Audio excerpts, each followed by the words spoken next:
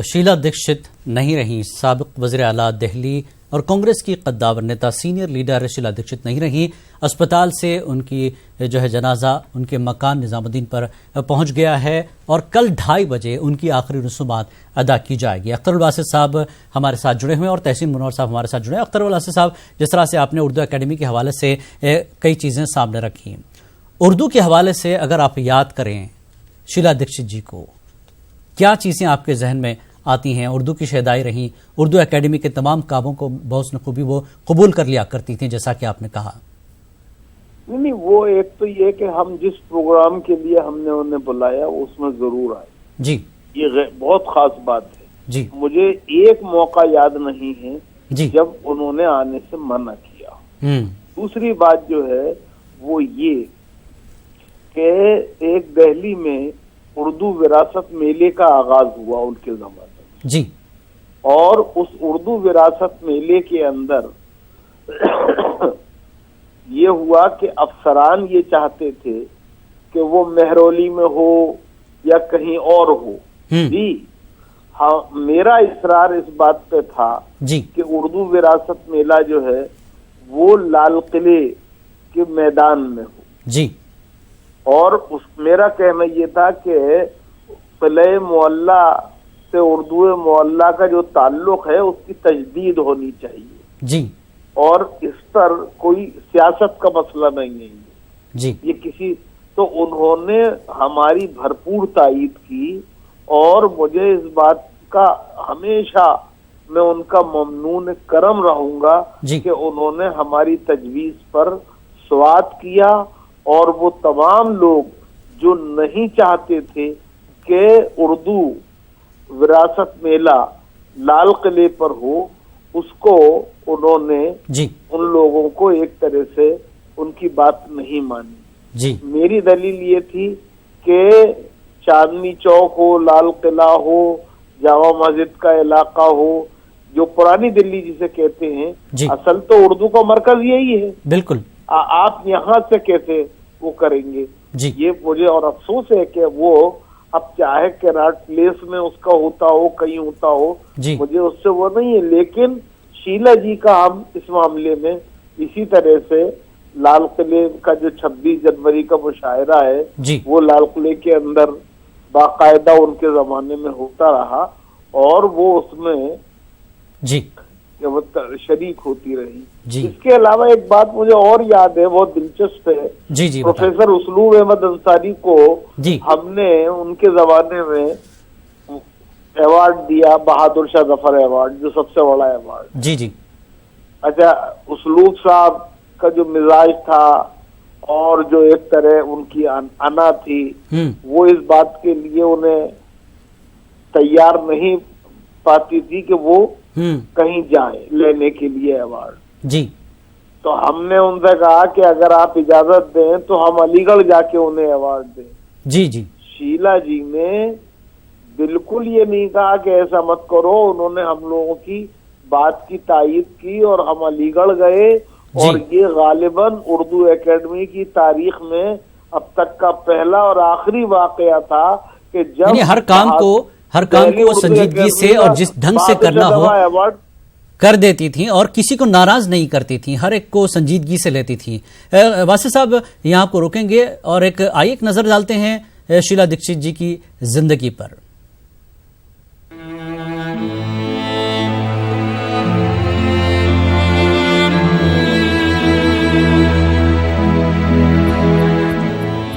कांग्रेस की senior leader Sheila Dikshit की पैदाइश 31 मार्च 1938 को पंजाब के कपूरथला में हुई थी। शीला दीक्षित 1998 से 2013 तक 3 मरतबा दिल्ली की वजीर आला रहीं। वो दिल्ली कांग्रेस की सदर भी रहीं। शीला दीक्षित को 2014 में केरल का गवर्नर बनाया गया था। हालांकि उन्होंने 25 अगस्त 2014 को अपने ओहदे से इस्तीफा दे दिया था। शीला दीक्षित इस साल शुमाल मशरकी दिल्ली से लोकसभा का इंतखाब लड़ी थी। इस इंतखाब में इन्हें बीजेपी के मनोज तिवारी से शिकस्त का सामना करना पड़ा था। शीला दीक्षित 1984 से 1989 तक कन्नौज लोकसभा हलके से रुकन पार्लियामेंट मुंतखब हुई थी और 1986 से लेकर 1989 तक मरकजी वजीर का ओहदा भी संभाला था। 1984 से 1989 तक रुकन पार्लियामेंट रहने के दौरान शीला दीक्षित ने United commission on status of women में हिंदुस्तान की नुमाइंदगी भी की थी।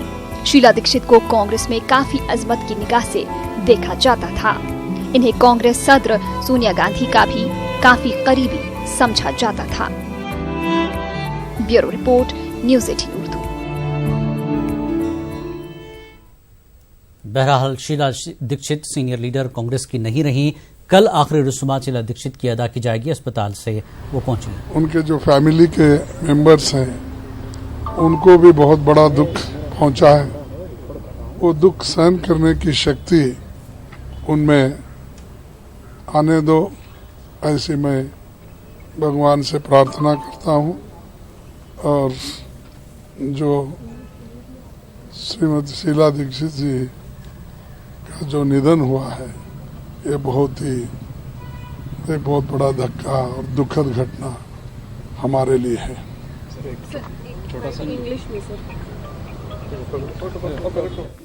तो सीनियर लीडर कांग्रेस के खरगे साबिक रुकन पार्लियामेंट दुख का इजहार करते हुए मुख्तलिफ पार्टियों के लीडरों ने अपने दुख का इजहार किया।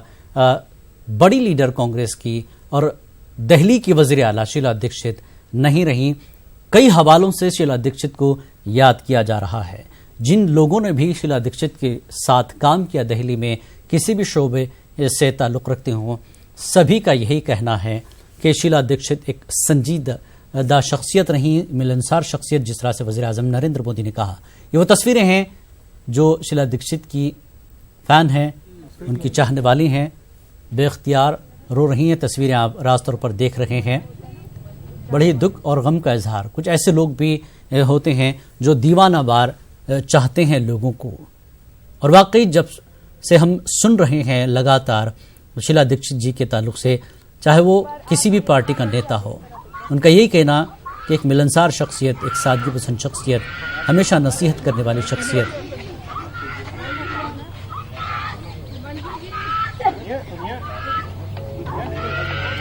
ये कांग्रेस की रुकन खातून जो बेख्तियार रोते हुए राज तस्वीरें आप देख रही हैं।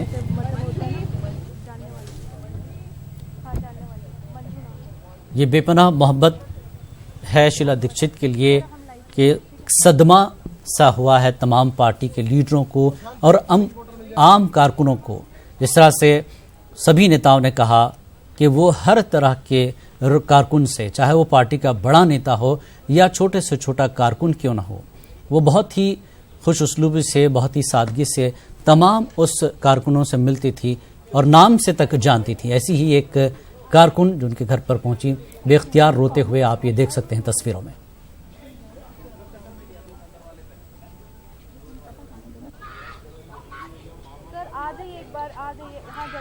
और हमारे नुमाइंदे शंकर आनंद इस वक्त हमारे साथ जुड़े हैं। शंकर आनंद, क्या अपडेट देंगे? जो है जनाजा उनका घर पहुंच चुका है और कल 2:30 बजे की आखिरी रस्मात की बात हो रही है।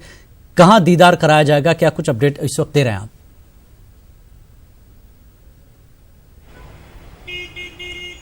देखिए, अभी तक जो संभावना है, जो बातचीत चल रही है, वो यहाँ पे लोधी रोड स्थित जो शमशान गृह है बाकायदा, वहाँ पे अंतिम संस्कार होने की बात है। और आज उनका जो पार्थिव शरीर है उनकी आवास पे रखा गया है और तमाम जो कांग्रेस के वरिष्ठ नेता जो हैं वो मौके पे पहुंच रहे हैं। तमाम जो विपक्षी पार्टी के नेता है वो भी वहाँ पे पहुंच रहे हैं।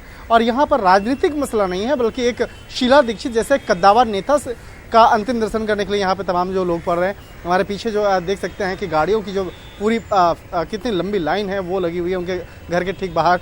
और यहाँ पे तमाम जो लोग यहाँ पे इसलिए पहुँच रहे हैं कि शीला दीक्षित का नाम सुनते ही हर कोई यहाँ पे हर एक शख्स यहाँ पे पहुँचने का चाह रहा है और उनका अंतिम दीदार करना चाहता है, जिसके चलते उनके घर के पास में अच्छी खासी ट्रैफिक व्यवस्था भी जो है वो यहाँ पर ख़राब हो रही है। और यहाँ पर तमाम जो राजनेता जो लोग हैं वो पहुँच करके उनका अंतिम दर्शन करने के लिए यहाँ पे आ रहे हैं। और अगर बात करें शीला दीक्षित की, अगर अंतिम संस्कार की बात करें तो यहाँ पर उनकी जो तैयारियां हैं, आज उनके आवास पे रखा जाएगा। कल जो है, कल उनका अंतिम संस्कार होगा। कल कितने बजे अंतिम संस्कार किया जाएगा ये उनके परिवार के अन्य सदस्य जो है वो बाकायदा मुकर्रर करेंगे। अभी फिलहाल तमाम जो लोग हैं जो उनका अंतिम दर्शन के लिए पहुंच रहे हैं, तो अभी जो तमाम जो संस्कार होते हैं वो अभी चल रहा है। अंतिम संस्कार के पहले जो कपड़े बदलने और तमाम जो पूजा पाठ की जो व्यवस्था होती है वो उनके आवास पे चल रहा है। तो उसके बाद थोड़ी देर के बाद अंतिम दर्शन के लिए उनका पार्थिव शरीर को तमाम लोगों के सामने रखा जाएगा और तमाम जो लोग हैं वो जाके अंतिम दर्शन उनका कर सकते हैं। तो यहाँ पर तमाम लोग अभी पहुँच रहे हैं और थोड़ी देर के बाद यहाँ पे तमाम जो अन्य जो औपचारिकताएं हैं वो पूरी हो जाएंगी और यहाँ पर सोनिया गांधी, राहुल गांधी सहित मनमोहन सिंह जो है प्रधानमंत्री, भूतपूर्व प्रधानमंत्री, वो यहाँ पे पहुँचने की उनकी संभावना है। और जो भी कोई उनकी खबर सुन रहा है कि शीला दीक्षित नहीं रही, तो उनको सुनने के बाद चाहे यह आम हो या खास हो, हर एक व्यक्ति जो है इस बात को अचानक विश्वास नहीं कर रहा है, क्योंकि अभी जिस तरह से उनकी जो राजनीतिक सरगर्मियां तेज हो रही थी, जिस तरह से आने वाले दिल्ली विधानसभा चुनाव को लेकर वो उनकी तैयारियां चल रही थी, तो काफी कयास लगाया जा रहा था कि किस तरह से तैयारियां होंगी, किस तरह से बाकायदा राजनीतिक जो सरगर्मियां वो बढ़ रही थी। और अचानक उनकी तबीयत खराब हुई और अचानक अस्पताल में भर्ती कराने के बाद उनके इंतकाल की जिस तरह से खबरें आई हैं, हर कोई इससे सुन करके दुखी और आश्चर्यचकित है। बिल्कुल, हम अपने नाजरीन को इतला दे दें कि दिल्ली सरकार ने, दिल्ली हुकूमत ने 2 दिन की शोक का ऐलान किया है। लाजमी बात है, बड़ी कद्दावर नेता है, सभी के लिए एक शॉकिंग खबर है।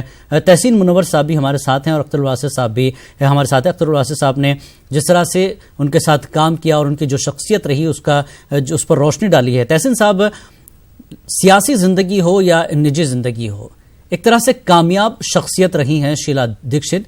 पार्टी लेवल पर और दूसरी पार्टी के लोगों का इस तरह से इज्जत करना, ये उनकी अपनी शख्सियत के लिए बहुत अहम होता है। जब इंसान गुजर जाता है तो तमाम वो खूबियां, वो खासियत एक एक कर याद आती हैं। तो शीला दीक्षित को अगर हम उर्दू के हवाले से याद करें तो आपके जहन में क्या चीज़ इस वक्त आ रही है? क्योंकि बेसाख्ता आप लिखते हैं, कोई बेसाख्ता आपके जहन में हो?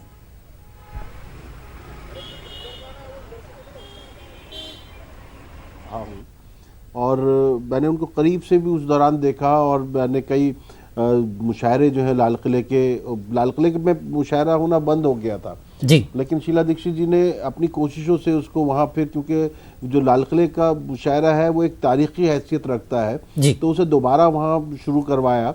और उस दौरान में हम लाल किले के मुशायरे में मैंने 1-2 बार एक शायर की हैसियत में भी शिरकत की जी। तो उनका ये था कि वो देखिए, वो सर्द, जैसे 26 जनवरी वाला मुशायरा है वो दिल्ली की बहुत सख्त सर्दियों के दौरान होता है जी, तो उसमें भी अगर उनका आना, वो मौजूद रहना और काफ़ी देर तक बैठती थी। जैसे अख्तर वासिफ साहब जो बात बता रहे थे, जैसे जो उर्दू विरासत मेले वाली बात है जी, वो यकीनी तौर पर एक, अगर उस मेले को देखा जाए जो मैंने लाल किले वगैरह पे देखा है, वो पूरा आपको पुरानी दिल्ली की जो है पूरी तारीख जो है उर्दू के हवाले से वो आपके सामने आ जाती है। वहाँ पर सिर्फ कल्चरल प्रोग्राम नहीं होते कि कव्वाली हो रही है या गज़ल हो रही है या मुशायरा हो रहा है या इस तरह के प्रोग्राम्स हो रहे हैं, बल्कि उन्होंने उसको पूरी एक विरासत के तौर पर दिल्ली की जो एक अहम विरासत है उर्दू ज़बान, उसके हवाले से सामने पेश किया।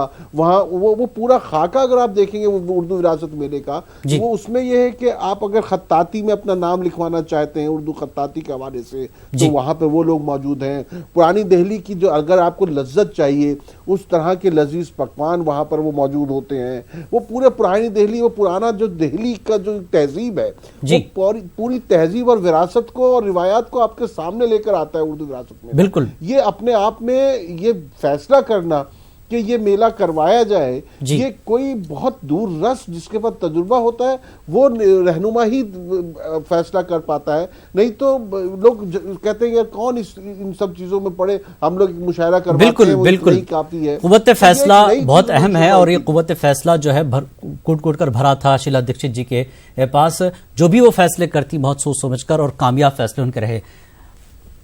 तो जिस तरह से एक एक कर चीजें पर दर परद जो खुल रही है, चाहे शीला दीक्षित जी की सियासी उनका सफर हो या तस्वीर आप देख रहे हैं शीला दीक्षित जी के मकान पर दर्शन करते हुए लोग, दीदार करते हुए विजय गोयल, बीजेपी के नेता, कांग्रेस के नेता तो पहुंच ही नहीं, लेकिन बीजेपी के वो नेता जिन्होंने शीला दीक्षित को बहुत करीब से देखा, उनके कामकाज को देखा और उनके सियासी करियर को देखा, आज दिल की गहराइयों से इज्जत करते हुए पार्टी से बालातर होकर, क्योंकि सियासी पार्टी या लीडर हायल नहीं होते इस तरह की चीज़ों में, आज इंसानियत का वो दर्स एक तरह से नज़र आता है कि पार्टी से बालातर होकर लोग सिर्फ उनकी अच्छाइयों को याद करते हुए, और थी भी सारी अच्छाइयाँ शीला दीक्षित में, जिस तरह से अख्तरुल वासिद साहब, तहसीन मुनव्वर साहब ने कहा कि बेदाग सियासी करियर जो है शीला दीक्षित जी का रहा। इल्ज़ामात कुछ लगे लेकिन प्रूफ नहीं हुआ, साबित नहीं हुआ, बेदाग जो है वो रही पूरे आखिर सफ़र तक।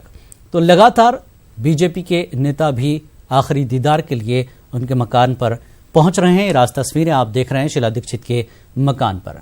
और कांग्रेस के सीनियर लीडर मीम अफजल साहब भी इस वक्त हमारे साथ जुड़ चुके हैं। मीम अफजल साहब, आपका पहला रिएक्शन जानना चाहूंगा, शीला दीक्षित जी नहीं रही, किस तरह की चीजें आपके जहन में हैं शीला दीक्षित जी को लेकर?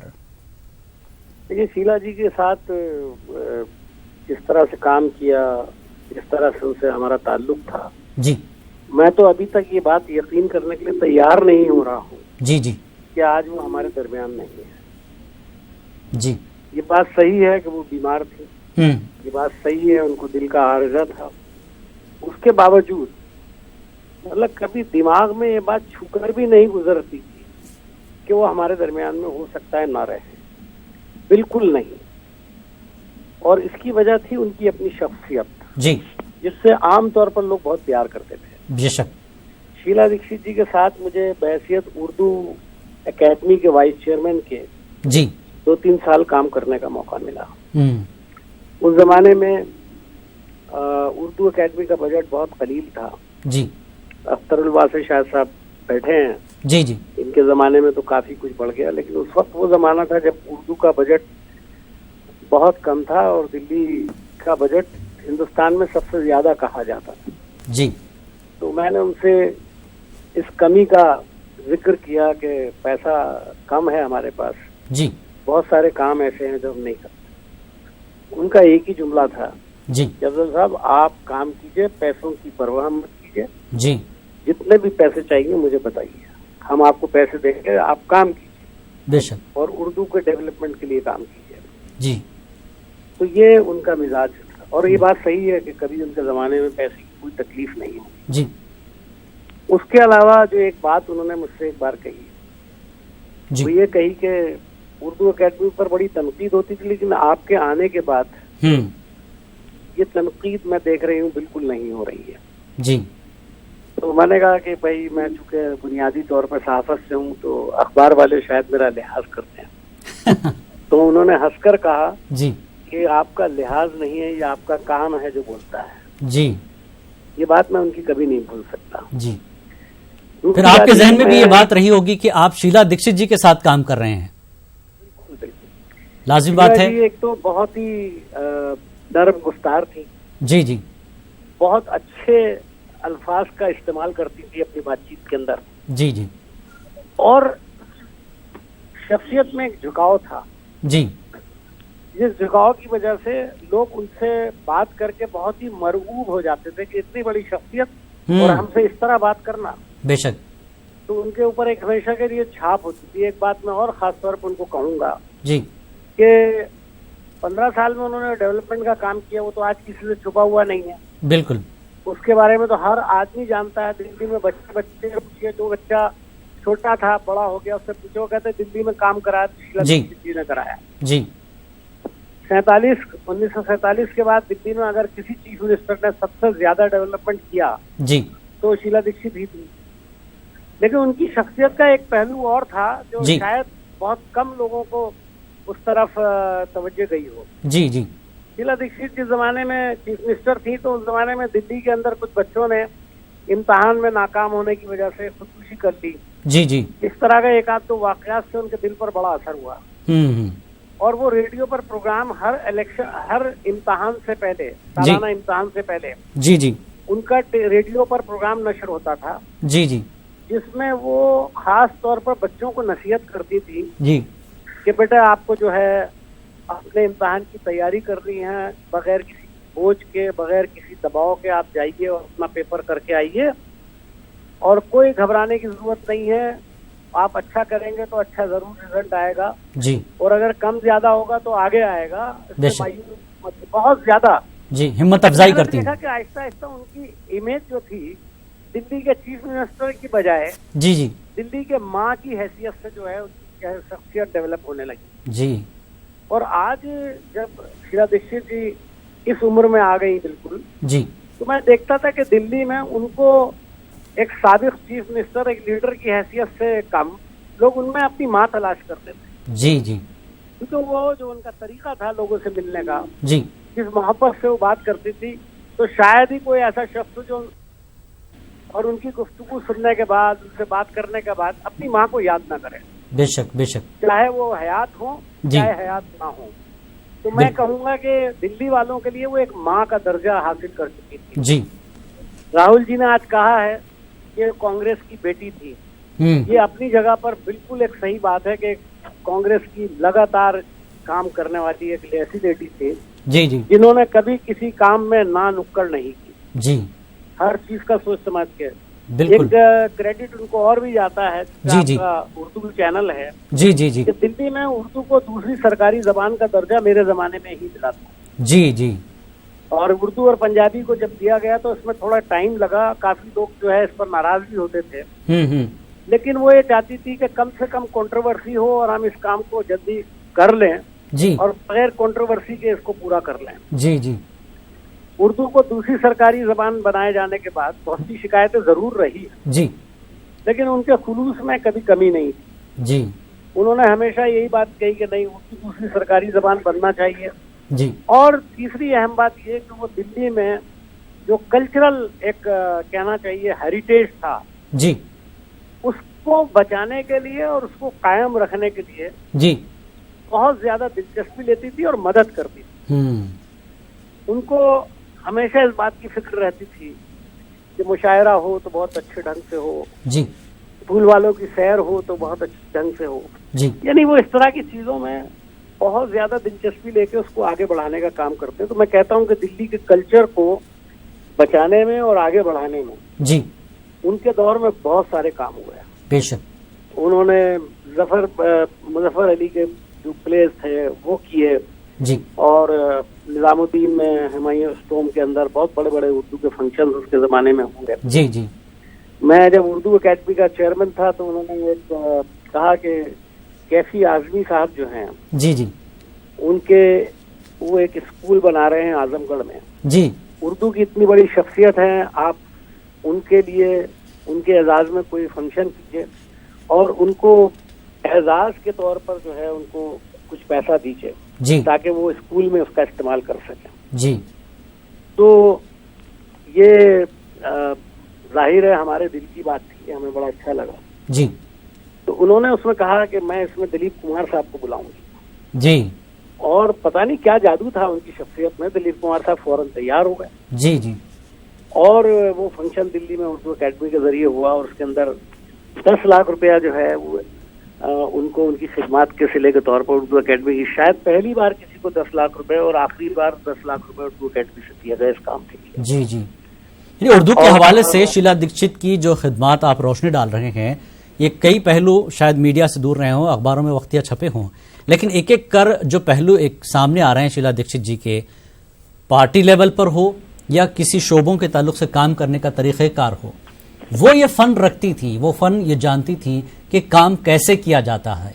तो ये एक तरह से सीख जो है, ये नहीं जानती थी जी, वो ये भी जानती थी कि काम कैसे लिया जाता है। जी जी, ये बड़ी वही जानना चाह रहा था। जी जी, ये बहुत बड़ा फन है जो बहुत कम लोगों के पास होता है अफजल साहब। वो मैं कहता हूँ उनकी शख्सियत एक मजबूत, जी, शख्सियत, मतलब मैं दावे से कहता हूँ मैंने सैकड़ों नहीं हजारों लोगों को उनसे मिलते हुए देखा। जी जी, और लोग अपनी प्रॉब्लम लेकर आते थे, किसी के लिए दरवाजा कभी बंद उनके घर का नहीं हुआ। वो आती थी, मिलती थी, एक एक की बात सुनती थी और उससे ऐसे गुफ्तगू करती थी कि वो आदमी का काम हो या ना हो। जी, वो जब कोठी से उनकी निकलता था तो वो अपने आप को एकदम चौड़ा महसूस करता था कि मैं शीला दीक्षित जी से मिलकर आया हूँ, उन्होंने मुझे ऐसा कहा। जी, उसका काम हो या ना हो, लेकिन वो मुतमईन होके जाता था।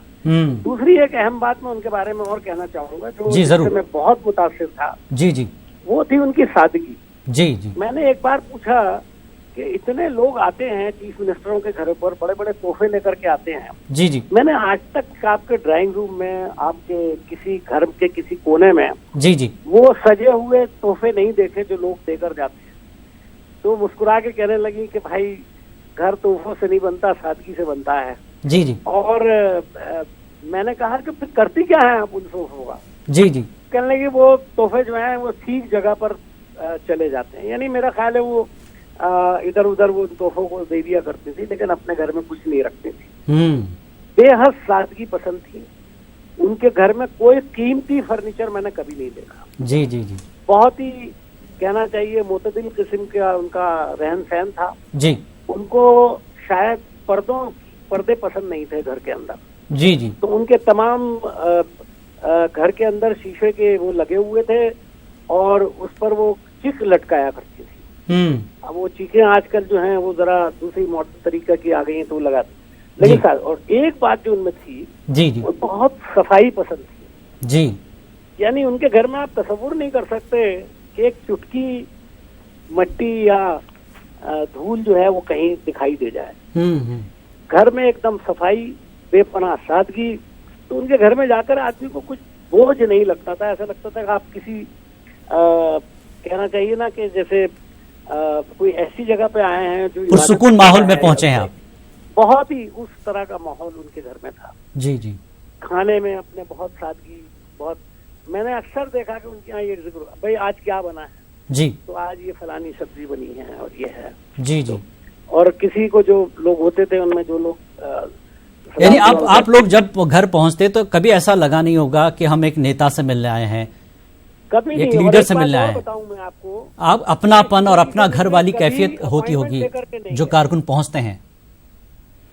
मैं कभी उनसे मिलने के लिए अपॉइंटमेंट लेकर नहीं गया और मेरे जैसे न जाने कितने लोग थे जो कभी अपॉइंटमेंट के बगैर आया करते। जी जी। और वो सबसे मिलती थी। ये जरूर है कि कभी कभी मिलने में थोड़ी सी देर हो जाएगी, क्योंकि पहले से ऑलरेडी बहुत लोग बैठे होते थे। लाजमी बात है। तो चाहे देर लग जाए, लेकिन ये नहीं हो सकता था कि शीला दीक्षित जी घर में हो और आपकी मुलाकात ना हो। तो उनकी शख्सियत मैं समझता हूँ कि दिल्ली का आज एक बहुत बड़ा नुकसान हुआ है। बिल्कुल अफजल साहब, अगर सियासी तौर पर ऐसी शख्सियत, क्योंकि एक एक कर कांग्रेस में वैसी शख्सियतें जो है नहीं रही। शीला दीक्षित जो कि खुद एक यूनिवर्सिटी है कांग्रेस के लिए सियासी तौर पर सीखने के लिए। राहुल गांधी की अगर हम बात करें सदर बनने के बाद, कभी भी मीटिंग होती राहुल गांधी हमेशा शीला दीक्षित के करीब होते और अक्सर जो है शीला दीक्षित से बातचीत होती तो कान में वो कुछ न कुछ कहती रहती राहुल गांधी को, मशवरे चलते रहते हैं। कितनी बड़ी मुशीर जो है नहीं रही कांग्रेस के लिए, कितना बड़ा नुकसान है ये, खला पुर कैसे होगा, कैसे तस्वुर आप करते हैं इस चीज को? देखिए, राहुल जी से उनका प्यार मैं उसका खुद गवाह हूँ। मेरे पास एक फोटोग्राफ है, अगर जरूरत पड़ी तो मैं उसको भेज भी दूंगा आपको। ये नेहरू जी का कोई फंक्शन था, नेहरू जी की पैदाइश पर या उस मौके पर, या इंदिरा जी की पैदाइश पर। जी जी।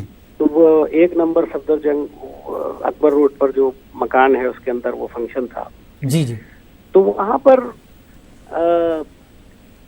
राहुल जी आए, पीछे से शीला जी वहां ऑलरेडी खड़ी हुई बात कर रही थी। जी जी। तो आए और आकर के एकदम वो उनके गले लग गए और ऐसा लगा जैसे भी उन्हें गोद में उठा लेंगे। जी। मतलब राहुल गांधी को मैंने इस तरह गले लगते हुए किसी को नहीं देखा। जी जी। और उससे ये एहसास हुआ कि राहुल गांधी किस कदर उनसे मोहब्बत करते हैं। मैंने जो कहा ना, जी जी, कि लोग उनमें अपनी बेशक शख्सियत का ये बड़ा अट्रैक्टिव पहलू था। बिल्कुल। कि मुझे आज ऐसा लगा, मेरी तो मान नहीं है जी, बेशक मुतासिर कुन शख्सियत रही, जो भी उन्हें देखता खींचा चला आता। मोहब्बत की बातें आपने जो की, जिस तरह से चाहे वो कारकुन हो, चाहे वो घर के लोग हों, या फिर जैसे राहुल गांधी की आपने बात की कि एक माँ की तरह जो है वो देखते थे, लिपट जाते थे और हमेशा सलाह मशवरा करते रहते पार्टी के लेवल के हिसाब से। बहुत बहुत शुक्रिया मीम अफजल साहब, आपने बहुत सी चीज़ों पर रोशनी डाली, बहुत से पहलू आपने उजागर किए जो लोग आमतौर पर नहीं जानते हैं। शंकर आनंद शरद यादव से बात करते। और एक तरह से बेहद शरीफ राजनेता थे और उनके सबसे संपर्क थे। शरद पवार बकायदा काफी दिनों तक बकायदा काफी पुराना इतिहास रहा है राजनीति का। तो घर पर लोग दीदार करने के लिए पहुंच रहे हैं, शीला दीक्षित नहीं रहे। हमारे साथ तेलंगाना कांग्रेस के तर्जुमान शुजात अली सूफी साहब भी जुड़ चुके हैं। शुजात अली सूफी साहब, जिस तरह से एक एक कर पार्टी के नेता तो बता ही रहे हैं, लेकिन दूसरी पार्टी के नेता भी जो आज बड़े ही दुख और गम के साथ उनकी चीज़ों को याद कर रहे हैं। आप किस तरह से उनकी जो है इस तरह से अचानक चले जाने को देखते हैं कि यकीन नहीं आ रहा, सभी कहते हैं कि यकीन नहीं कि शीला दीक्षित नहीं रही, कैसे याद करते हैं आप शीला दीक्षित को? देखिए, शीला दीक्षित एक ऐसी कायद थी जी जिनकी इज्जत और जिनका एहतराम सभी पार्टियों के लोग करते थे। उनकी खास बात यह थी कि वो पार्टी के उसूलों से हमेशा से लिपटी रही और कभी भी किसी भी वक्त उन्होंने पार्टी से जो है क्या कहते हैं उसूलों से कभी इनहराफ नहीं किया। चाहे वो पावर में थी या पावर में ना थी, उसकी कभी उन्होंने परवाह नहीं की। अपने उसूलों को गले लगाए रखा और हमेशा जो नौजवान कायदीन हैं उनको बड़े मोहब्बत से उनकी सीख की, उनको सिखाया कि पॉलिटिक्स में किस तरह से रहना चाहिए। वो अपने आप में एक स्कूल की सियासत की, जी जी, पॉजिटिव सियासत की, निगेटिव आज की सियासत नहीं, ब्रीफ केस की सियासत नहीं थी उनके पास। हाँ, लालूच की सियासत कभी उनके पास नहीं रही। वो उसूलों पर डटी रही। ऐसे कायदीन जो है ना, बिल्कुल क्या कहते हैं कि वो शाहीन जो परिंदा है जिसको किसी ने देखा नहीं, तो ये लोग शाहीन की तरह नायाब हैं, नजर नहीं आते। अब मुश्किल है इस तरह के कायदीन को पाना। अलबत्ता हम उनको खराज अकीदत इस तरह से पेश कर सकते हैं कि उनके बताए हुए उसूलों पर चलें और पॉलिटिक्स को साफ सुथरा रखें। बिल्कुल बिल्कुल। जिस तरह से कहा जाता है कि 1998 से 2013 तक की जो उनकी कारकर्दगी रही दिल्ली के लिहाज से, वो किसी भी पद पे रही हो कांग्रेस के, कहा जाता है कि कांग्रेस में कभी भी उन्होंने मांगा कुछ नहीं, कांग्रेस ने खुद उनकी शख्सियत को जहन में रखते हुए दिया है। और आज तक भी जिस तरह से बातें सामने आ रही हैं, 2 दिन पहले तक वो सियासी तौर पर सलाह मशवरे में मसरूफ रहती हैं, यानी सरकार रहे न रहे, लेकिन पार्टी के लिए और सियासत में अपने आप को मसरूफ रखने के लिए जो याद किया जा रहा है शीला दीक्षित को, ये किस तरह की एक सीख आप समझते हैं कांग्रेस पार्टी के लिए या फिर पूरे मुल्क की सियासत के लिए, सियासतदानों के लिए? जिलानी, मैं ये कहना चाहता हूं कि हार हो या जीत हो, सियासत में एक ईमान होना चाहिए। जैसे मजहब का ईमान होता है, हिंदू धर्म में ईमान होता है, इस्लाम में ईमान होता है, तो सियासत में भी ईमान होना चाहिए। ईमान की कमी है, लेकिन उनके पास ईमान था, इसीलिए ओहदे उनके पास आते रहे, ओहदे जाते रहे। लेकिन उन्होंने कभी भी पार्टी, कांग्रेस पार्टी के हटके कोई तस्वुर अपने जहन में नहीं रखा। और उनको जब भी जो भी खिदमत दी गई वो आई और उनकी बहुत इज्जत थी पार्टी में। जैसे उन्होंने कहा कि हम आपसे माहिदा नहीं करेंगे, अलायंस नहीं करेंगे, क्योंकि उनका ये कहना था कि आपसे हम अलायंस कर लेंगे छोटी सी जमात से, तो फिर हमारी इतनी बड़ी तारीख, 150 साल की तारीख का क्या होगा? क्या हम इख्तिदार के लिए इतने गिर जाएंगे कि छोटी छोटी पार्टियों से इत्तेहाद करें? बिल्कुल। और यही चीज हमको जो है सोनिया गांधी में दिखाई देती है। उन्होंने कभी कॉम्प्रोमाइज नहीं किया, हार हो या जीत हो, वो हमेशा डटी रही। तो मुझे लगता है कि सोनिया गांधी दीक्षित जी की बताई हुई जो है राह पर चली है, और वो भी ऐसे ही कायद हैं जो कभी अपने उसूलों से इनहराफ नहीं करती। बेशक, यानी सियासी तशक्कुस को बरकरार रखना, पार्टी के तशक्कुस को बरकरार रखना, ये तरजीह रही है शीला दीक्षित जी की। अगर हम सियासी तौर पर देखें या फिर उनके अपने निजी तौर पर देखें, कई पहलू जैसे मीम अफजल साहब हैं, अख्तर वासिफ साहब हैं, एक एक पहलू पर जो है रोशनी डाल रहे थे कि सियासत से पहले, सियासत में दाखिले के बाद बदली नहीं है वो, वही नर्म मिजाजी, वही सादगी। मैं और एक बात कहना चाहूंगा। पिछले दिनों मेरी एक बहुत ही बड़े सीनियर लीडर से मुलाकात हुई थी। जी जी। तो उन्होंने मुझसे कहा कि शुजात अली, आज की जो सियासत है उसूलों की नहीं है, नजरियात की नहीं है, सिर्फ जो है ना लैपटॉप की सियासत है। देखो भैया, आप हमारा साथ दोगे तो अभी आपके अकाउंट में पैसे यहाँ से चले जाएंगे, आप देख लीजिए, जमानत हासिल कर लीजिए कि आपके अकाउंट में पैसे पहुंचे कि नहीं पहुंचे, पहुंच गए हैं तो हमारी पार्टी में शामिल हो जाइए। ये जो सिचुएशन इस वक्त मुल्क में चल रहा है, बहुत ही खतरनाक सिचुएशन चल रहा है, और ऐसे में इस तरह के कायदीन का हमसे रूट कर चले जाना बहुत ही मानी रखता है। बहुत बड़ा नुकसान है, बेशक बहुत बड़ा नुकसान है ऐसी शख्सियतों का जो अपने उसूलों से पीछे नहीं हटते और इस तरह के फैसले करते हैं कि खुद का तशक्कुस और पार्टियों का तशक्कुस बरकरार है। बहुत बहुत शुक्रिया शुजात अली सूफी साहब रोशनी डालने के लिए। हमारे साथ इस वक्त मुजफ्फर अली साहब, फिल्म डायरेक्टर, जुड़े हैं। मुजफ्फर साहब, शीला दीक्षित जी नहीं रही, आपके साथ भी कुछ चीज़ों को लेकर काम किया है उन्होंने, चाहे वो मुशायरे की बात हो या कल्चर को लेकर, किस तरह से याद करते हैं शीला दीक्षित जी को आप? देखिए, शीला जी तो एक बहुत ही अजीम शख्सियत थी, बहुत खुलूस की और खुले जहन की शख्सियत थी जी। हमारा मतलब पॉलिटिकल हम उनको नजरिए से नहीं देख रहे, हम सिर्फ एक जिसे कहना चाहिए एडमिनिस्ट्रेटर या एक खुले दिमाग का हाकिम, उस नजर से उनको देख रहे हैं। तो जब हम आए दिल्ली जी लखनऊ से, तो उन्होंने कहा आप अपना वतन छोड़ के आए हैं, आपकी हमारी सरकार क्या खिदमत कर सकती है। जी जी। ये एक बहुत बड़ा उन्होंने सवाल, मतलब एक जिसे कहना चाहिए सवाल क्या, ये एक ऑफर दिया मुझे कि आप कि क्या हम खिदमत कर सकते हैं। तो मैं तो एकदम चारों खाने चित हो गया। उन्होंने कहा आज तक तो किसी ने इस खुलूस से ये नहीं पूछा। बिल्कुल। तो मैंने कहा देखिए, मुझे लगता है कि ये फकीरों का शहर है जी, और यहाँ अगर फकीरों की खिदमत किसी भी तरीके से की जाए जी तो इस शहर में बरकत पैदा होगी। तो कल मैं भी यही सोच रही थी, आप इसमें क्या करना चाहेंगे। तो मैंने फिर कहा ये अमीर खुसरो की डेहड़ी है, इसमें अगर ये हजरत निजामुद्दीन औलिया की का वो रहा है इदारा मरकज और खानका, तो हमने कहा अगर हम लोग अमीर खुसरो के नाम से कुछ करें जी जी, तो कहें आप जो चीज है करें, आपको हम पूरा सपोर्ट करेंगे, पूरी आजादी आपको होगी। तो उस वक्त उन्होंने 2001 में या ऐसे 2001 में जी जी जहान खुसरो का उन्होंने इस्टेब्लिश किया है। बिल्कुल।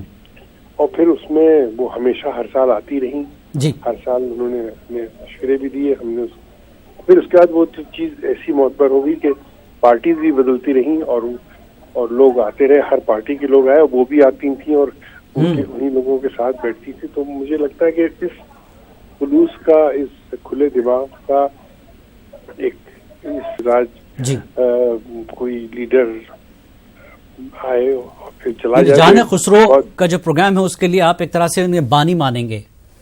हाँ, यकीनन। एक हमने रूमी फाउंडेशन बनाई थी, तो उसमें भी उनका मतलब सरपरस्ती रही थी उस वक्त जी। तो ये यकीनन ये उसकी बानी जी जी जी। तहसीन साहब सीनियर एडिटर हमारे साथ जुड़े हुए हैं, वो कुछ आपसे जानना चाहते हैं। जी तहसीन साहब। बस मुजफ्फर अली साहब, मैं तहसीन मुनव्वर यहाँ से मुझे याद है कि आपका उनके साथ बहुत जाती तौर पे वो आपको बहुत पसंद फरमाती थी और आपकी कोई बात टालती भी नहीं थी, और आपने जिस तरीके से उनके सामने तहजीब, दिल्ली की तहजीब पेश की, उसे बहुत पसंद फरमाती थी। जहान खुसरो हो या कुछ दीगर मामलात हो, उसमें वो जो है वो आपका उनका ताल्लुक एक बहुत करीब का ताल्लुक था, जिसमें ये बहुत गहरा आपके लिए मुझे लगता है कि उनका जाना जो है नुकसान पैदा कर गया है। महसूस हो रही है, मुझे यकीन नहीं आ रहा है कि ये अब हमारे बीच नहीं है। तो वो तो हमेशा मतलब इतना हमने कोई बेजा चीज उनसे कही नहीं, मांगी नहीं, लेकिन जिस खुलूस से वो हमेशा पेश रहती थी अच्छी चीजों के लिए जी। तो मुझे बहुत अच्छा लगता था कि दिल्ली में भी कोई कदरदान है, क्योंकि इख्तिदार में होना, पावर में होना एक चीज है, लेकिन कदरदान होना एक बहुत अलग चीज है। तो कदरदान मुझे लगता है कि इस शहर में कम है जी, चाहे वो सब जी। और ये दिल्ली वालों का भी मुजफ्फर अली साहब, दिल्ली वालों का भी बहुत बड़ा नुकसान है ये। हाँ, धीरे धीरे उनको इनकी कमी महसूस होगी, और मुझे लगता है कि जो लोग उनके करीब थे, चाहे उनको वोट उसने दिया हो या ना दिया हो, लेकिन उनके एहसान बहुत है दिल्ली पर, दिल्ली वालों पे जी। मुझे लगता है यकीनन हर मोहल्ले में एक इस वक्त एक गमी का माहौल होगा जी। मुजफ्फर साहब, आप किस तरीके जी जी जी तहसीन साहब, उनको याद रखा जाए, दिल्ली वालों को उनकी जो रिवायात है, उनकी जो विरासत है शीला दीक्षित जी की, उसको किस तरीके से दिल्ली वाले याद रखें और आगे बढ़ाएं, और उसमें मुझे लगता है कि आपका एक रोल बहुत अहम होना चाहिए। जिस तरह जहान खुसरो जैसी चीज़ें हैं जो दिल्ली में सूफिज्म है, उसको भी बढ़ावा किसी तरह लोगों को कर देना होगा, तभी जो है शीला दीक्षित की जो सोच है वो आगे बढ़ सकती है। मुजफ्फर साहब, लेकिन क्या है, देखिए कोई शख्स जब लोगों के दिल में घर करता है जी, तो फिर वो याद ही रहता है, मतलब उसको भुलाना बड़ा मुश्किल होता है। तो अब वो क्या है, सियासत में बाज़ वक्त लोग बढ़ जाते हैं, कहते हैं नहीं हम इस पार्टी के हैं, इस पार्टी के हैं, लेकिन मुझे लगता है वो कोई भी पार्टी का, कोई भी हो, किसी भी पार्टी का, शीला जी ने उनके दिल में जरूर घर किया है। वोट देने पर वो किसी को भी वोट दे दें, लेकिन मुझे लगता है शीला जी का एहसान हर शख्स मानता है, और उनकी जो नफासत और उनकी जो तहजीब थी और जिस तरीके से उनको खुलूस से मिलती थी, वो लोगों को मतलब नहीं भुला पाएंगे लोग। अब वो मैं नहीं कह रहा हूँ कि ट्रेनें बनाई और फ्लाईओवर किए और ये सब की, तो खैर एक जिसे कहना चाहिए एक दुनियावी चीजें हैं, लेकिन उनका एक यहाँ की तहजीब पे गहरा असर हुआ है। तो आज कोई भी आए उनकी जगह पे, उसको वो अंदाज निभाना पड़ेगा। उन्होंने ऐसे कुछ आयाम सेट कर दिए हैं कि जो भी उनकी जगह लेगा वो कहीं ना कहीं शीला जी को सलाम करेगा, और उसको ख्याल रहेगा कि हम भी कुछ ऐसा करते रहे ताकि कम से कम हम उनसे नीचे ना दिखें। तो ये उन्होंने एक स्टैंडर्ड सेट कर दिया है, और मुझे लगता है हमें इसको याद रखना पड़ेगा। जी मुस्तफा साहब, आप उनकी कुछ खास बातें जो मतलब आपके जहन पर आज भी शब्द हो, जो हमारे नाज़रीन को भी सुनाना चाहें, जिससे उनकी शख्सियत जो है उसके कई पहलू जो है हमारे सामने आ सके। देखिए, हमारा तो उनसे एक राब्ता यही जहान खुसरो को लेके हुआ, और जहान खुसरो में किस किस तरीके से वो शरीक होती थी, अपने मशवरे भी देती थी, और किस तरीके से एक एक आर्टिस्ट से वो उनका 1-to-1 होता था। लगता था कि उनको कि वो आर्टिस्ट उन्हीं का मेहमान है। जैसे आबिदा परवीन के साथ जो उनका एक रिश्ता था, और जिससे खुलूस वो मिलती थी, और उनको मंच पे जिस तरीके से उन्होंने उनको इज्जत दी और उनको मतलब गले लगाया, तो लोग ये चीजें मतलब इसका ख्याल रखते हैं, इनको चीजें भुलाना मुश्किल है। तो लगता था कि ये हर आर्टिस्ट को ये जिस तरीके से ये सराह रही है, ये बहुत बड़ी एक अदा थी उनमें। तो उसको तो मुझे लगता है अब जो लोग जिनके नजरों से ये चीजें गुजरी हैं उस खंडर में, मुझे लगता है ये यकीनन उसका असर होगा। लेकिन वो तो खैर उनकी तो बहुत बड़ी शख्सियत थी, उन्होंने बहुत कुछ और कभी उन्होंने किसी चीज का क्रेडिट नहीं लिया, ये खास बात है। आज तक उन्होंने कहीं भी ये नहीं कहा कि मैंने ये किया है। तो वो मुझे लगता है ये इंकिसारी जो थी उनकी, वो उनके साथ थ्रू आउट चली है हर चीज में। कोई दूसरा होता तो मतलब अपने मतलब मैंने ये किया, मैंने वो किया, मैंने ये किया, वो इसी के मतलब वो अपनी तारीफ के पुल बांधता रहता। लेकिन मुझे लगता है वो शायद इस चीज में पीछे रहती थी। वो शायद सोचती होंगे कि लोग खुद इसको समझते होंगे, हमें कहने की क्या जरूरत है। अच्छा मुजफ्फर साहब, आपका जैसे ताल्लुक लखनऊ से, कोटवारा से और दिल्ली में वो थी, उनका भी वो जो गंगा जमनी तहजीब है, क्या आप जब उनसे बातचीत करते थे, गुफ्तगू करते थे, उनके साथ उठते बैठते थे, तो क्या आपको वो गंगा जमनी तहजीब उनमें कूट कूट कर भरी दिखाई देती थी? हाँ, मुझे लगता है ये तो एक दिल्ली की खुशबू आती थी उनसे। लगता था कि दिल्ली मुझे लगता है जो हुक्मरान होता है उसकी अपनी एक तहजीब और खुशबू हवा में होती है। अगर वो खुले दिमाग का है तो आपको लगता है कि ताज़ी हवा चल रही है, अगर वो बंद दिमाग का है तो लगता है घुटन हो रही है। तो इस चीज का मुझे हमेशा एहसास रहता था, और मुझे लगता था कि ये दिल्ली शायद वही दिल्ली है जिसमें गालिब और मीर और तमाम सब इस तरह के लोगों के नक्श कदम पाए जाते हैं, समझिए। तो दिल्ली तो मुझे लगता है उनकी नजर से कोई देखता तो मतलब एक बहुत वसी और एक बहुत ही एक वसत का नजरिया आपके सामने आता है। कितना बड़ा नुकसान है ये खबर, आपको कितना हैरान और परेशान कर गई है? अब मैं मुझे समझ नहीं आ रहा कि क्या हो गया, लेकिन अब हम लोग जिंदगी तो चलती ही रहती है, लेकिन बहुत बड़ा एक जिसे कहना चाहिए गैप, एक वैक्यूम हो गया है। और बस यही है कि लोग उनकी शख्सियत से के बारे में सोचे, और ये उनकी खास जो अदा रही है इनकी सारी की, ये अब उनके काम आएगी बेशक, और ये उनके ही नहीं काम आएगी, बेशक दिल्ली के काम आएगी। बेशक मुजफ्फर साहब, जिस तरह से आपने उनकी सादगी का जिक्र किया, सोनिया गांधी इस वक्त उनके मकान पर पहुंची हैं, शीला दीक्षित के दीदार कर रही हैं।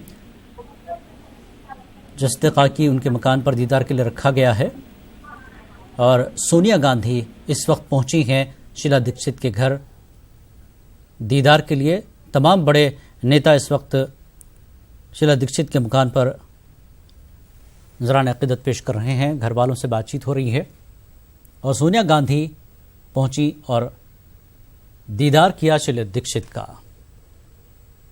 कई ऐसे पहलू लगातार बात हो रही है शीला दीक्षित के सियासी करियर पर, तो बातें होती रहीं, लेकिन उनकी जो निजी ज़िंदगी में जो सादगीपन था, जैसे कि मुजफ्फर साहब ने बताया, खुद तहसीन साहब ने और मीम अफजल साहब और अख्तरुल वासिद साहब ने कई ऐसे पहलुओं को सामने रखा जो आम तौर पर लोगों के सामने चीज़ें नहीं आती।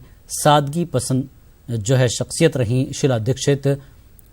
तहसीन साहब, हम जब से यहाँ बैठे हैं ऐसे ऐसे पहलुओं पर बात हो रही है शीला दीक्षित के, नहीं लगता कि हम दिल्ली की चीफ मिनिस्टर के बारे में बात कर रहे हैं। सियासी शख्सियतें तो कई आई कहीं चली गई, लेकिन क्या ऐसी सियासी शख्सियत जिसका एक पहलू ऐसा भी है कि वो ज़बान से मोहब्बत करती हैं, लोगों से मोहब्बत करती हैं बिला लिहाज मजहब और मिल्लत, और किसी ने ये नहीं कहा, जैसा कि मुजफ्फर साहब कह रहे हैं कि किसी को ना नहीं कहा उन्होंने, अफजल साहब कहें, अख्तर वासिद साहब, कोई भी शख्स किसी भी काम के लिए जाता हो, चाहे वो पार्टी का कारकुन ही क्यों ना हो या फिर उर्दू के हवाले से हो या दीगर अपने निजी कामों से जाता हो, कोई ये नहीं कहता कि उन्होंने ना नहीं कहा या वो मशवरा दे देती हैं। देखिए जो इससे कबल, जब मुजफ्फर साहब से कबल जब मीम अफजल साहब भी बता रहे थे जी, तो उन्होंने जो एक कहा कि उनमें अपनी माँ दिखाई देती थी जी, तो देखिए एक उनकी जो शख्सियत थी वो कहीं ना कहीं वो एक जो एक सोच में वो लोगों के लिए, जब आप माँ बनना चाहते हैं तो कहीं ना कहीं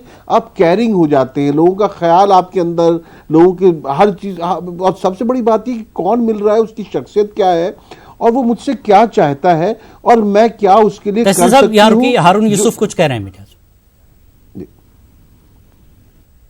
बहुत सम्मान किया करता था और वो भी उन सब का बहुत सम्मान करती थी, और मेरा सौभाग्य रहा कि मुझे एक लंबे अरसे उनके साथ मंत्री के रूप में भी और वर्किंग प्रेसिडेंट के रूप में भी काम करने का मौका मिला।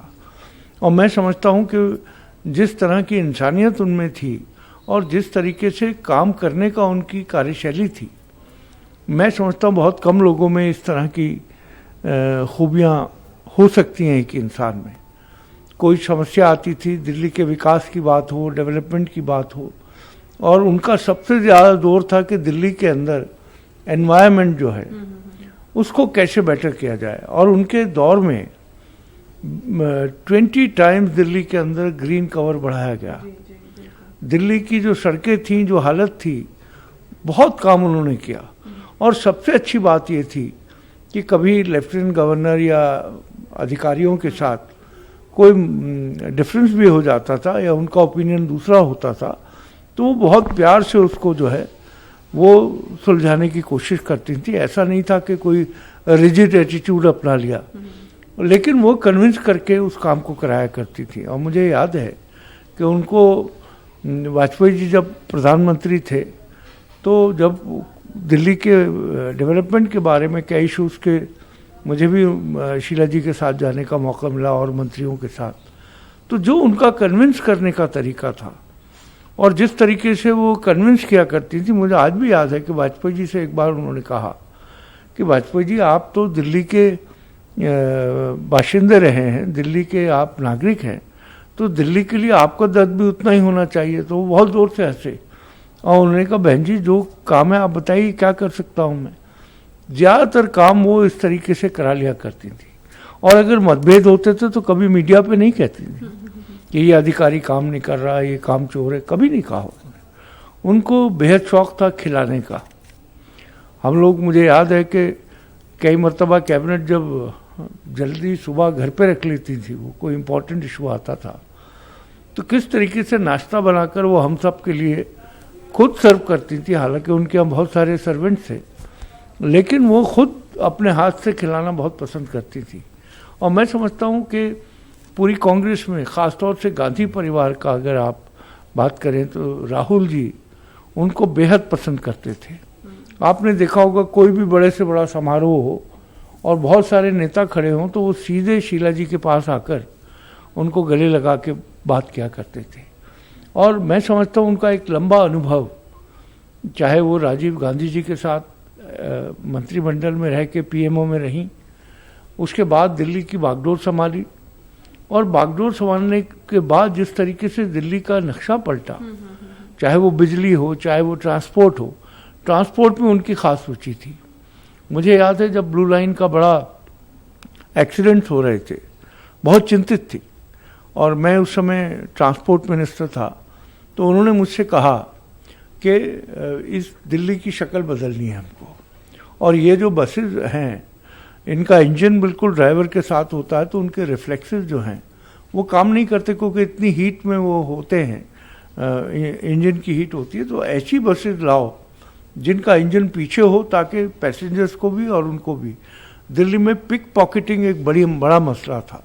जब ये लाल रंग की और ग्रीन कलर की बसेस आई तो उसमें ख़ास तौर से उन्होंने कहा कि इसमें ये प्रोविज़न होना चाहिए कि जब बस स्टैंड पे रुके तो ऑटोमेटिक डोर्स जो हैं तभी खुलें। और उससे हमने देखा कि 95% से ज़्यादा पिक पॉकेटिंग जो बसेस में होती थी वो रोकी गई। इसी तरीके से विपक्ष, भारतीय जनता पार्टी विपक्ष में रहा, लेकिन कोई भी विधायक, कोई भी नेता बीजेपी का कोई काम उनको कहता था तो बहुत शालीनता के साथ उसको वो हल करने की कोशिश करती थी। मैंने कभी नहीं देखा उन्होंने, किसी विपक्ष ने अगर कोई बात कही है, चाहे अपने क्षेत्र के बारे में हो या और कोई बात हो, उन्होंने उसको न सिर्फ गंभीरता से लिया बल्कि उसको किया करती थी, और इसीलिए तमाम दलों के नेता उनका बड़ा सम्मान और इज्जत करते थे। सर, ये भी बात है कि वो उनका उम्र 81 हो चुके थे, पर उन पे फिर भी वो जैसे स्ट्रीट फाइटर रहे हैं हमेशा से, लास्ट दिन तक, मतलब डीपीसीसी का जो प्रोटेस्ट है वहाँ हिस्सेदारी रहना। तो हारून यूसुफ जो कि वजीर रहे शीला दीक्षित के साथ काम किया। तहसीन साहब, आप जिस तरह से तो हारून साहब ने भी कहा कि अपने हाथ से वो खिलाया करती थी, मीर अफजल साहब ने कहा कि माँ दिखाई देती थी। एक ऐसी नेता शायद मैं अपने सहाफती करियर में देख रहा हूं कि माँ कहा जा रहा है एक शख्सियत को, शीला दीक्षित को। देखिए, आज जब जिस वक्त ये खबर आई उससे पहले तक हम शीला दीक्षित जी को इस नज़र से देख भी नहीं रहे थे, क्योंकि जब इंसान चला जाता है तब उसके कारनामे याद आते हैं, बातें याद आती हैं। फिर हमने जब उस लिहाज से सोचना शुरू किया तब हमने तो एकदम से लगा कि ये कोई बहुत बड़ा नुकसान हो गया है, कोई बहुत गहरा नुकसान हो गया है, और किसी सियासी पार्टी के उस लिहाज से नहीं। अगर आप मुजफ्फर अली साहब को भी सुन रहे थे, आप देखिए जहाने खुसरू और जिस तरह उन्होंने मुजफ्फर अली साहब के शख्सियत को पहचाना, उनकी काबिलियत को, उनके अंदर से क्या चीज़ें आ सकती हैं उसको पहचान के, जहाने खुसरू जैसी और हज़रत निज़ामुद्दीन औलिया रहमतुल्लाह अलैह का जो मकाम है दिल्ली में, उन दोनों चीज़ को महसूस करते हुए उन्होंने जहाने खुसरू जिस अंदाज से शुरू कराया, जिस सतह पर वो हुआ, आबिदा परवीन साहिबा और बड़े बड़े लोग आते थे उसके अंदर, तो वो पहचान लेना और फिर चीजों को बढ़ाना, जिस तरह प्रोफेसर अख्तरुल वासिफ साहब उर्दू विरासत मेला की बात कर रहे थे, या मुशायरों की बात है, या तहसीन साहब, एक शबनम खान है, समाजी कारकुन, बहुत करीबी रही शीला दीक्षित के, बहुत करीब से जानती हैं शीला दीक्षित जी के बारे में। शबनम खान, क्या कहेंगी, किस तरह का रिएक्शन आपके जहन में आ रहा है जब ये खबर आपने सुनी? जिलानी भाई, मैं उनको मॉम कहती थी, और मुझे पता है कि अपनी माँ को खोना क्या होता है। बेशक। किस तरह से हमने उनको देखा है कि हमें बच्चों की तरह प्यार करना, खाना पूछना, कोई तकलीफ तो नहीं है, इसका ध्यान रखना, और हर समय जी दिल्ली वासियों को सुविधाएं कैसे पहुंचा सकती हैं इसके बारे में सोचना जी। और मैंने उनको बहुत नजदीक से जितना भी जाना, कोई हर धर्म के व्यक्ति को, हर व्यक्ति को अपना बना लेना। मैं देखती थी बच्चों में भी इतना क्रेज था उनके लिए, बूढ़ों में भी इतना क्रेज था, सब लोग दूर दूर से पूरे देश से मिलने आते थे उनसे, सिर्फ एक शीला दीक्षित जी को देखने भर के लिए। इतना प्रेम प्यार बांटती थी। और दिल्ली के लिए तो मुझे कोई एक शब्द भी कहने की जरूरत नहीं है। आपने खुद ही को देखा है दिल्ली किस तरह से उन्होंने सजाई संवारी बनाई, किस तरह से कॉमनवेल्थ कराए। मुझे लगता है कि ये कांग्रेस के लिए बहुत भारी क्षति है, और कांग्रेस के लिए नहीं, मुझे मेरी तो माँ चली गई है, मैं तो सबसे ज्यादा दुखी हूँ। जी जी जी, बहुत बहुत शुक्रिया शबाना। औरतों को लेकर शबनम खान, अच्छा वक्त की कमी है। बहरहाल एक शख्स जो सभी को रुला गया, आज हर कोई जिस तरह से याद कर रहा है, जैसा कि तहसीन मुनव्वर साहब ने कहा कि जैसे जैसे पहलू सामने आ रहे हैं वैसे वैसे नुकसान का अंदाजा हो रहा है। बहरहाल शीला दीक्षित कांग्रेस की सीनियर नेता नहीं रही, कल उनका आखिरी रसूमात अदा की जाएगी। फिलहाल इतना ही, आदाब।